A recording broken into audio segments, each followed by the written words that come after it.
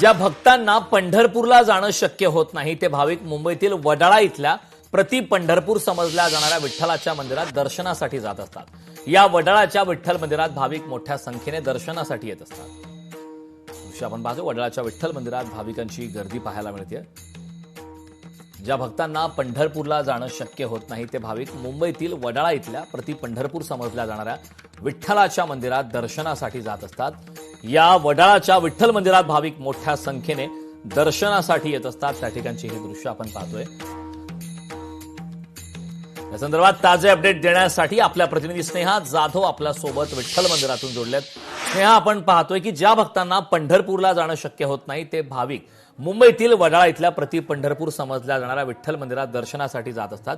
सकाळपासून तू त्या ठिकाणी आहेस, एक वेगळीच सकाळ आपण अनुभवतोय। प्रत्येक अपडेट आपण प्रेक्षकांपर्यंत पोहोचवतोय। या वडाळाच्या विठ्ठल मंदिरात भाविक मोठ्या संख्येने दर्शनासाठी सध्या सुद्धा उपस्थित आहेत। काय ताजे अपडेट आहेत, कशा प्रकारे भाविकांचा उत्साह आज पाहायला मिळतोय?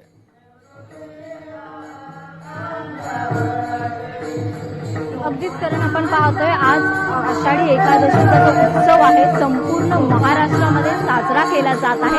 त्याच अनुषंगाने जर पाहिलं तर वडाळ्यातील विठ्ठल रुक्मिणी मंदिरामध्ये देखील भाविक मोठ्या संख्येने दर्शनासाठी आलेले आहेत। या ठिकाणी आपण मंदिरात जर पाहिलं तर स्त्रियांसाठी वेगळी रांग आणि पुरुषांसाठी वेगळी रांग अशी पाहायला मिळत आहे। प्रत्येक जण भाविक हे विठ्ठलाचे नामस्मरण करत आहेत।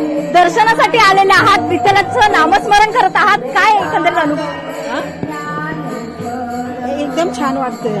विठ्ठलाच्या दर्शनाला आल्यावर एकदम भारी वाटतं। वारीला आल्याचं समाधान झालं। विठ्ठलाला भेटण्याची ओढ होती ती भेटली आज, तर खूप आनंद होत आहे। दरवर्षी येता की याच वर्षी आलेला आहात? काही वेगळा अनुभव? आम्ही येतो पण आमचं दर्शनच होत नाही, कारण खूप गर्दी असते। त्यामुळे ह्या वर्षी जरा लवकर आलो तर दर्शन पण झालं। या ठिकाणी आपण पाहतो चिमुरडी देखील आलेले। विठ्ठलाच्या दर्शनासाठी आलेली आहेस तू? हो। कसं वाटतंय विठ्ठलाच्या मंदिरात येऊन? मी रोज सॅटर्डे संडे येते इथे पाय पडायला देवाला।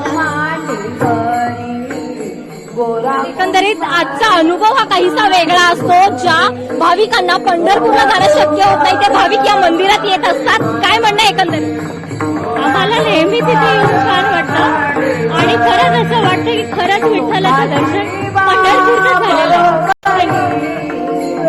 लहानपणी बाबांबरोबर यायची आणि आता प्रत्यक्ष येते खूप खूप आनंद आहे आणि विठ्ठल हा सगळ्याचा अधिपती आहे, सगळ्यांचा आहे। लोक एवढे पंढरपूरला जातात, विचार करा ना। आपण इथे आहोत, दर्शनचं घेतलं पाहिजे। जय हरी माऊली, जय हरी माऊली।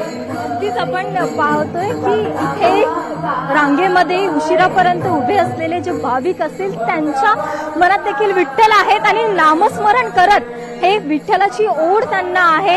विठ्ठलाच्या चरणी नतमस्तक होण्याची ओढ जी आपल्याला पाहायला मिळत आहे। एकंदरीत दुसरीकडे भजन सुरू आहे आणि मंडळी सर्व रांगेमध्ये पाहायला मिळत आहेत। एकंदरीत आजचा दिवस हा महत्वाचा आहे। एकंदरीत आपण जर पाहिलं तर आषाढी एकादशीचा हा दिवस आहे। त्या अनुषंगाने तुम्ही विठ्ठलाच्या दर्शनासाठी आलेला आहात, कसा अनुभव आहे, काय नाही? छान वाटतंय, प्रसन्न वाटतंय, खूप सुंदर अनुभव आहे आजचा, प्रसन्न वाटतंय। विठ्ठलाच्या चरणी काय मागणं आहे? खुश ठेव सगळ्यांना, मला सुद्धा खुश ठेव, सगळ्यांनाही खुश ठेव। सेम आहे। आम्हीच खूप छान वाटतं आम्हाला आणि आम्ही दोघी जणी फ्रेंड्स आहे, म्हणजे आम्ही दरवेळी येतो इथे। म्हणजे पंढरपूरला जायला जमलं तर आपण इकडे तरी येऊया ना। पंढरपूरला आपण दर्शनाला जाऊ नाही शकत, इथे दर्शन घेतल्यावर बरं वाटतं। हीच इथे येणाऱ्या प्रत्येक भाविकाचं असं म्हणणं आहे की आम्हाला पंढरपूरला जाता येत नाही, त्यामुळेच आम्ही या प्रति पंढरपूर समजल्या जाणाऱ्या मुंबईतील वडाळा इथल्या या मंदिरात येत असतो आणि प्रत्येक जणच विठ्ठलाचं नामस्मरण करताना आपल्याला पाहायला मिळत आहे। विठ्ठलाचं नामस्मरण करत तुम्ही या रांगेमध्ये उभे आहात, काय भावना आहे? छान आहे, चांगलं वाटतंय। उपास दिवस आज चांगलाच दिवस गेला पाहिजे, दुसरा नाही बोलतोय। एकंदरीतच आपण पाहतोय कारण संपूर्ण भक्तिमय वातावरण या ठिकाणी पाहायला मिळत आहे आणि पहाटेपासूनच या ठिकाणी रांग लागलेल्या असतात आणि त्या अनुषंगाने आत्ता देखील भाविक मोठ्या संख्येने रांगेत उभे आहेत। तरी देखील कोणत्याही भाविकांच्या चेहऱ्यावरती कंटाळवाणा चेहरा नाहीये, प्रत्येक जण उत्साहामध्ये आहे आणि आनंदमय असं वातावरण आपल्याला पाहायला मिळत आहे। एकंदरीत जर पाहिलं तर याच मंदिरामध्ये संपूर्ण विद्युत रोषणाई करण्यात आलेली आहे. फुलांची आरास देखील आहे. विठ्ठल रुक्मिणीला सजवण्यात आलेला आहे आणि दुसरीकडे जर पाहिलं तर भजन सुरू आहे. त्यामुळे प्रत्येक जो भाविक येत आहे तो विठ्ठलाच्या नामस्मरणामध्ये, जयघोषामध्ये, रामकृष्ण हरी माऊली असे नामघोष जयघोष देखील आपल्या कानावरती ऐकू येत आहेत. नक्कीच स्नेहा, वेळोवेळी याबाबतचे ताजे अपडेट आपण घेत राहू. खूप खूप धन्यवाद या महत्वपूर्ण अशा माहितीसाठी.